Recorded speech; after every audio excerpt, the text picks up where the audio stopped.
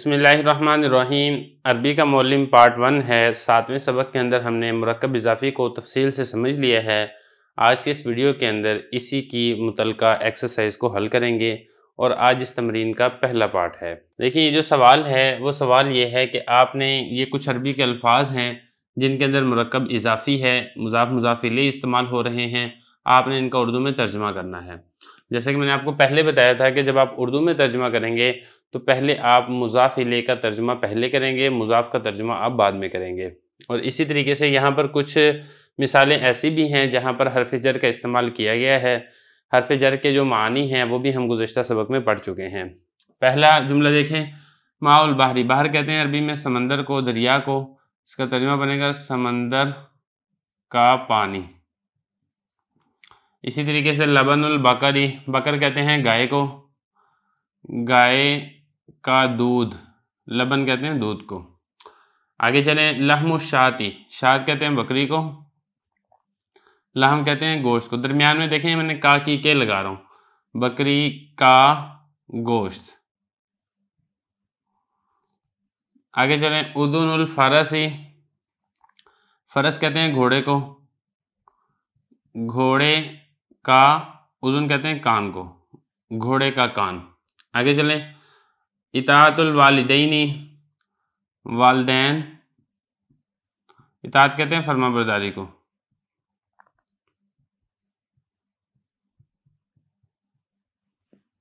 آگے چلیں، بیت اللہ، اللہ کا گھر۔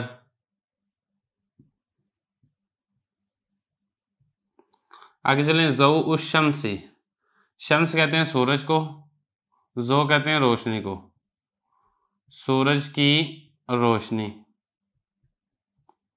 آگے دیکھیں، فی السوق والبیت، سوق کہتے ہیں بازار کو، بیت کہتے ہیں گھر کو، اور فی جیسے کہ ہم پہلے پڑھ چکے ہیں اس کا ترجمہ ہوتا ہے میں، بازار اور گھر میں۔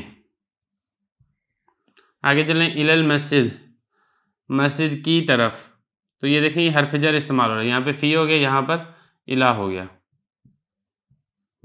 9 جملے ہو گئے۔ آگے بھی دیکھ لیں، کل فرسی، جیسے کاف کے بارے میں بتایا تھا کہ کاف تشبیہ دینے کے لیے آتا ہے، مانند اور جیسا ہونا بتانے کے لیے آتا ہے۔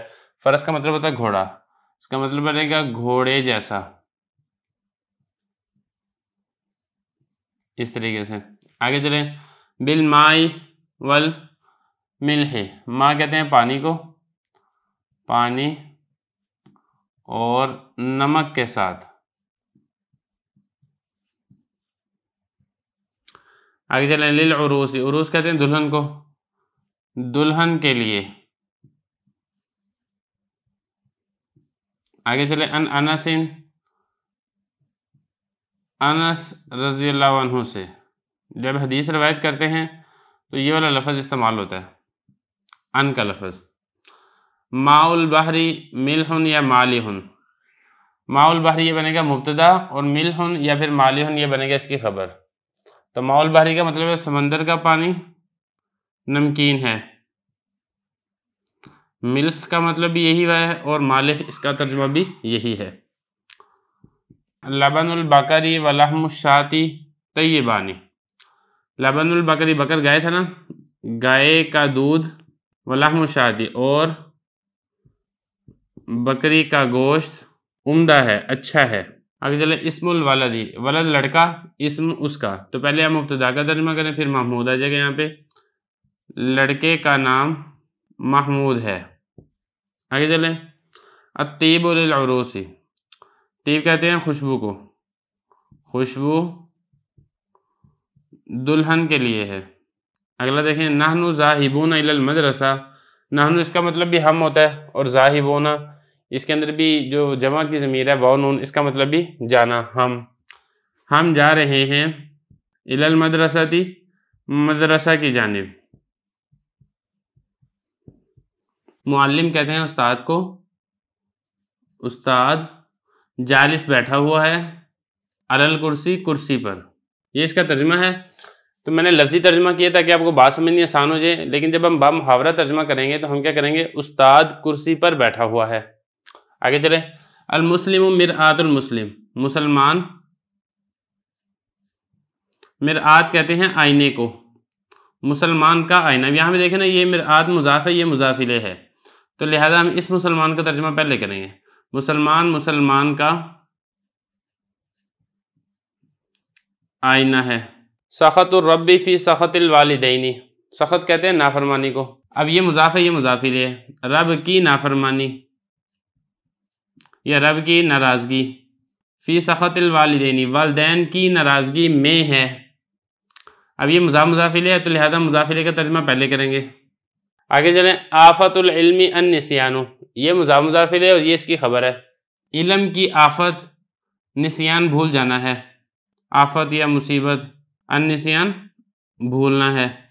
رأس الحکمت مخافت اللہ، دیکھیں جو رأس ہے اس کا ایک ترجمہ سر ہوتا ہے، ایک اس کا ترجمہ جڑ ہوتی ہے، بنیاد ہوتی ہے. تو یہاں پہ ہے بنیاد کے معنی میں، حکمت کی بنیاد، عقل مندی کی بنیاد. مخافہ کہتے ہیں خوف کو، ڈر کو، اللہ کا خوف ہے. تو یہ دونوں مضاف الیہ. رأس الحکمتی، حکمت کی جڑ. یہاں پہ دیکھیں میں نے پہلے مضاف الیہ کا ترجمہ کیا ہے. مخافت اللہ، اللہ کا خوف ہے. آگے دیکھیں. ان سلطان العادل ذل اللہ فی الارض، ان جیسا کہ آپ کو معلوم ہے کہ یقین کے لیے آتا ہے، بے شک، یقینی بات ہے. یہ دونوں جو ہیں یہ موصوف صفت ہیں. سلطان، عادل، انصاف کرنے والا، بے شک انصاف کرنے والا بادشاہ. ذل اللہ، اللہ کا سایہ ہوتا ہے. فی الارض، زمین میں. ذل کہتے ہیں سائے کو.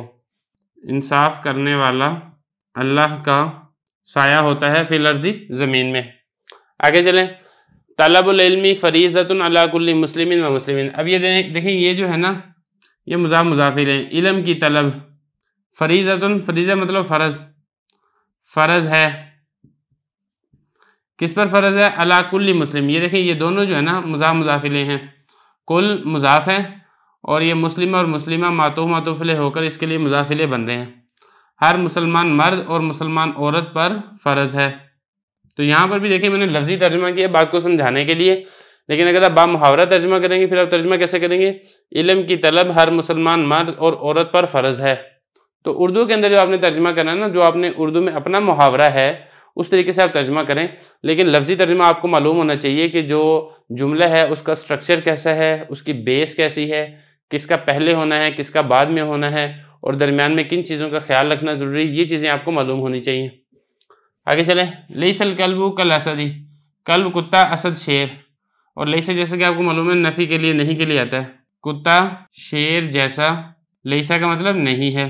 آگے چلیں. لیس المال لزید، مال زید کا نہیں ہے یا پھر زید کے لیے نہیں ہے.